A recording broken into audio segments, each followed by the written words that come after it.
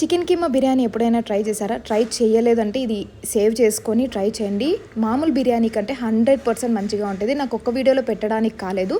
So part 2గా పెట్టాను. Part 2 నా name కింద లింక్ ఇచ్చింట. అక్కడ వెళ్ళి చూడండి. చూస్తేనే మీకు కంప్లీట్ రెసిపీ అర్థమవుతుంది. మీరు చేసినప్పుడు పర్ఫెక్ట్గా వస్తుంది. దీనికి కావాల్సిన ఇంగ్రీడియంట్స్ చికెన్ కీమా తీసుకున్నాను. ఉప్పు, పసుపు, కొంచెం గరం మసాలా, జీరా మసాలా పొడి, అల్లం వెల్లుల్లి పేస్ట్, లెమన్ స్క్వీజ్ చేసుకున్నాను నేను కొంచెం.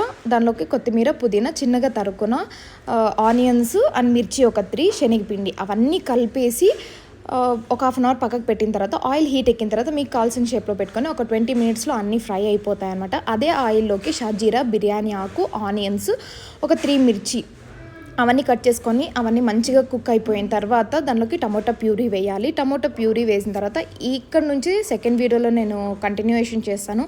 మీరు ఖచ్చితంగా వెళ్ళి చూడండి. చూస్తేనే మీకు కంప్లీట్ రెసిపీ అర్థమవుతుంది ఎలా చేశాను అన్నది. Thank you.